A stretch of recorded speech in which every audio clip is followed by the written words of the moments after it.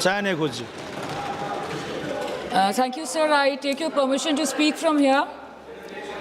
अध्यक्ष महोदय, धन्यवाद, आपने मुझे बोलने का अवसर दिया। बहुत गंभीर स्थिति है और संवेदनशील मुद्दा है, और जैसे कि मेरे पूर्व वक्ताओं ने भी कहा है, मैं पहले ही ये स्पष्ट करना चाहती हूँ कि माननीय श्री ओम बिरला के प्रति व्यक्तिगत रूप से मेरा कोई आक्रोश या विरोध नहीं है। Sir, there is nothing driven out of personal grievances, but it's certainly our expectations of the Honorable Chair and the values and principles of fairness and impartiality with which is integral to the functioning of the Chair. Sir, काफ़ी चर्चा।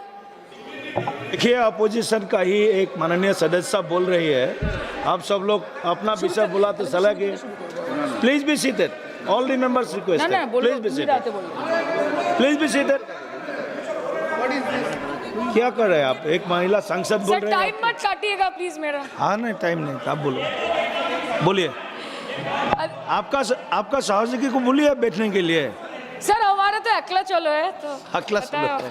अच्छा, ये भी ठीक है। अध्यक्ष महोदय, धन्यवाद, आपने मुझे बोलने का मौका दिया। और बहुत गंभीर स्थिति है, संवेदनशील मुद्दा है, और जैसे कि पिछले प्रवक्ताओं ने भी बोला है, मैं पहले से ये स्पष्ट करना चाहती हूँ कि व्यक्तिगत तौर से श्री ओम बिरला जी के प्रति मेरा कोई आक्रोश या कोई विरोध नहीं है। Sir, there is nothing which is driven out of personal grievance, but it's certainly our expectations of the honourable chair and the values and principles of fairness and impartiality with which it should be integral to its functioning. Sir, काफ़ी चर्चा already हो चुकी है, so now let us cut the long story short and come straight to the point. The problem, Speaker sir, is that there is hardly any democracy left in this country, be it social, be it religious, be it electoral, be it political, or be it parliamentary. Or should I say that it is practiced only when it is most convenient to the ruling party. Sir, 2014 के पहले सदन कैसे चलता था उस पर मुझे ज़्यादा ज्ञान नहीं है, क्योंकि मैं तब वहाँ थी नहीं। But in the past 2 years, I have seen ideologies being sidelined, opinions being crushed, and voices of the opposition being throttled in broad daylight in this country and within the four walls of this august house. हम दूसरों के हक के लिए क्या लड़े sir, जबकि विपक्ष के सांसदों को खुद अपने हक के लिए सदन में लड़ना पड़ रहा है। पिछले 7 सालों से आपने डेप्यूटी स्पीकर का पोस्ट खाली रखा। क्यों? क्योंकि आप नहीं चाहते कि इस तरफ से कोई उठकर उस चेयर में बैठे। So there is no scope for a healthy discussion और अ डिबेट। एक साल में कितनी बार ये संसद मिलती है? The number of sittings have been reduced drastically. 2009 से 2014 के बीच 15th लोकसभा में 356 दिन ये हाउस चली, सालाना 61 दिन, और 2019 से 2024 के बीच 5 साल में सिर्फ 274 दिन, average 55 days yearly, making it the shortest full term Lok Sabha since 1952। 2025 के मॉनसून सत्र में निर्धारित 120 घंटों में सिर्फ 37 घंटे लोकसभा और सिर्फ 41 घंटे राज्यसभा की कार्रवाई चली। 2025 में टीएमसी के राज्यसभा के माननीय सांसद श्री डेरेक ओब्रायन जी ने प्राइवेट मेंबर्स बिल के माध्यम से ये प्रपोज किया कि एटलीस्ट सालाना 100 दिन ये सदन बैठे। सर, ये सिर्फ विपक्ष का, हमारा प्रेरोगेटिव नहीं हो सकता, ये ट्रेजरी बेंच का भी प्रेरोगेटिव होना चाहिए और इस माननीय चेयर का भी प्रेरोगेटिव होना चाहिए। सर, पार्लियामेंट चलाने में हर मिनट 2.5 लाख रुपए खर्च होते हैं, हर मिनट 2.5 लाख रुपए खर्च होते हैं।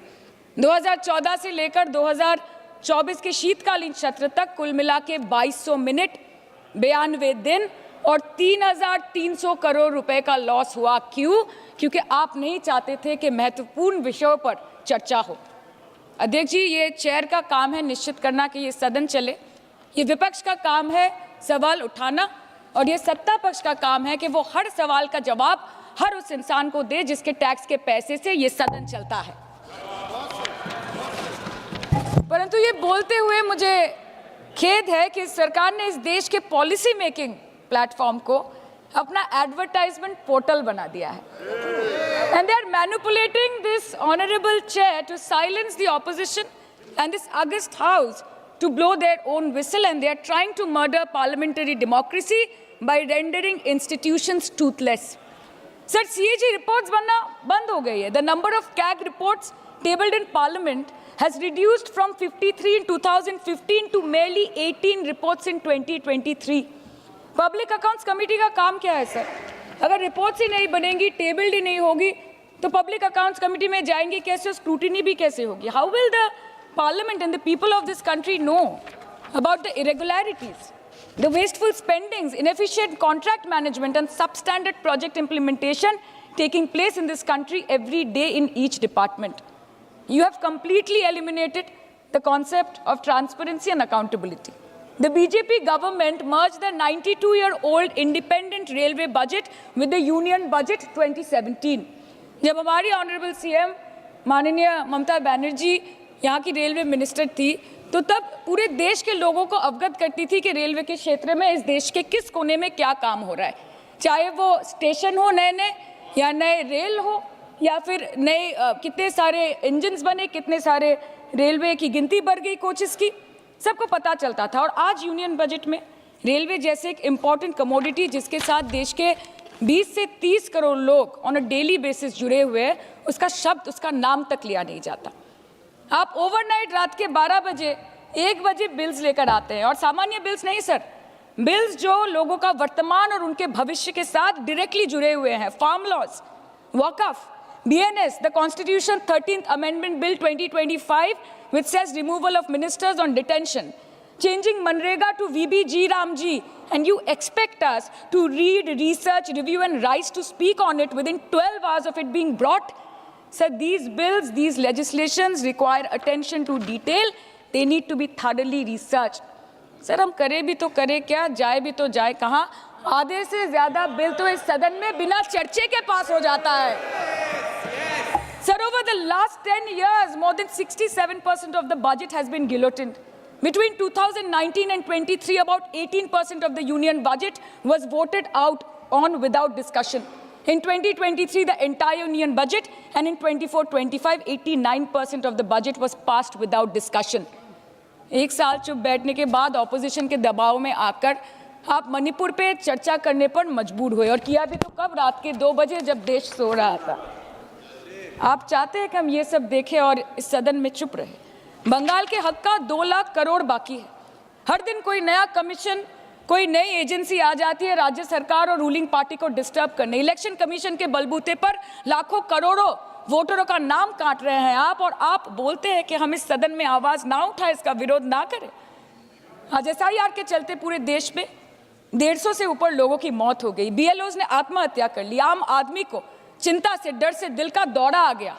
105 साल की बूढ़ी माई से लेकर व्हीलचेयर पे बैठा एक विकलांग भाई तक, गर्भवती महिलाओं को हियरिंग के लाइन पे घंटों दर घंटे आपने खड़ा करके रखा. मतदाताओं के पहचान को, इस देश के मतदाताओं के पहचान को, 100 साल से इस देश को अपना घर, इस धरती को अपनी माँ समझने वाले, हर धर्म, हर समुदाय के लोगों के आत्मसम्मान को दिन दहाड़े अपने पैरों तले कुचलने का काम किया है आपने. और आप कहते हैं कि हम विरोध ना करें और हम चुप बैठे. सर बाहर विरोध करते हैं तो FIR होगा, ED CBI होगी, कार्रवाई होगी, और सदन के अंदर प्रोटेस्ट करें तो सस्पेंड कर देंगे. सर हमारे साथी आज भी मकर द्वार पे बैठे हैं बाहर सस्पेंड होके. 2023 के विंटर सेशन में 141 ऑपोजिशन MPs को एक साथ सस्पेंड कर दिया गया था, और करने के बाद भारतीय न्याय संहिता लेकर आए एक नया क्रिमिनल लॉ जो पूरे देश के क्रिमिनल कोड के प्रोसीजर को बदल देता है, जो स्टेट्स के लॉ एंड ऑर्डर को डायरेक्टली अफेक्ट करता है. सर बाहर भी बुलडोजर चलाएंगे और सदन के अंदर भी बुलडोजर चलाएंगे. सर ऐसा नहीं होता है. ये ताकत की बुलंदी भी पल भर का तमाशा है सर, कि ये ताकत की बुलंदी भी पल भर का तमाशा है. जिस डाल पे बैठे हैं वो टूट भी सकती है, जिस डाल पे बैठे हैं वो टूट भी सकती है. इसलिए ख्वाब जरूर देखिए, लेकिन ख्वाबों में घर बना के रहने की गलती मत कीजिएगा.